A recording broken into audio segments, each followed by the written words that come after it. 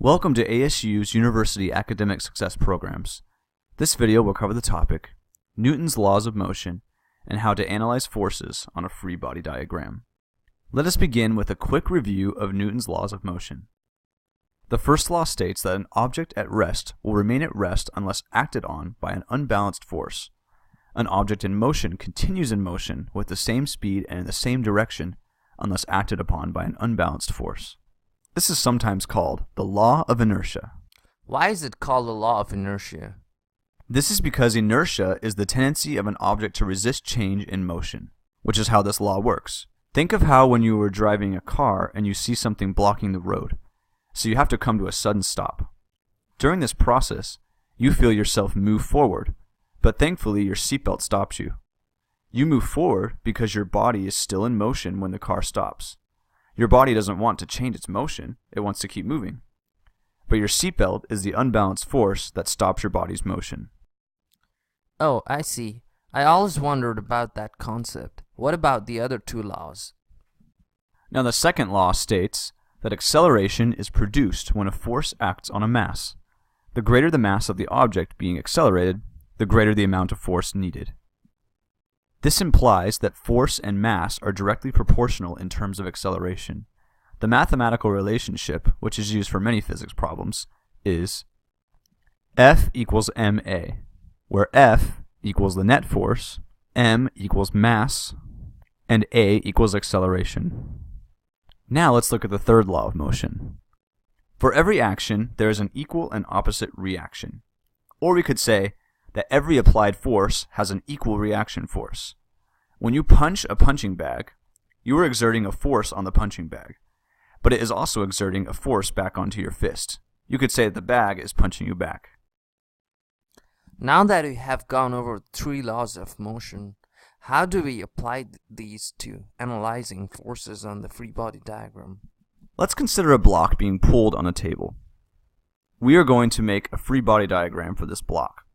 Can you give me a definition of a free body diagram that you learned in physics class?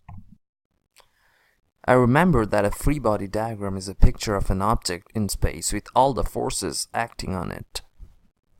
Yes, you're right. For the free body diagram, we use the object we are focusing on, which is the block in this case, and we draw it in space, so we do not include the table, just the block. Okay, we will look at two cases. One where the block is being pulled at constant velocity, so zero acceleration, and the other case will have the block being pulled with an acceleration. We have a force being pulled to the right. We have a friction force from the table going to the left.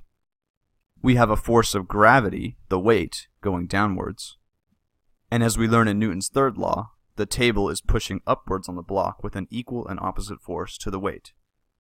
This is called a normal force. To analyze forces, we split them up into the x and y direction, so the horizontal and vertical directions, and then add them up equal to ma from Newton's second law. Remember Newton's second law, F net equals ma. F net is a sum of forces. We will have two equations, a sum of forces in the x direction and a sum of forces in the y direction.